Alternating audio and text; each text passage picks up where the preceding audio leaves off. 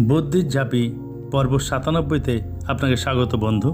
এখানে 3টে ঘরে 3টে ছবি আছে এবং একটা ঘর ফাঁকা আছে।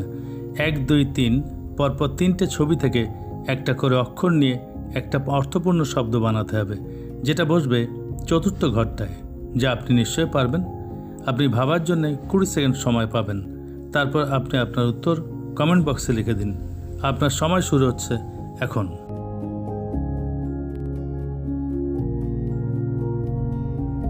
এইরকম আরও ধাঁধা পেতে আমার ফেসবুক পেজটা ফলো দিয়ে রাখুন এবং আইবি ক্রিয়েশনস ইউটিউব চ্যানেলটা সাবস্ক্রাইব করে রাখুন।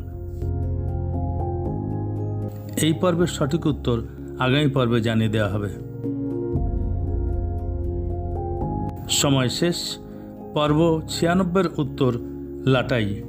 পরবর্তী ধাঁধার আসর বুদ্ধির ঝাঁপিতে আপনার সঙ্গে আবার দেখা হবে। ধন্যবাদ।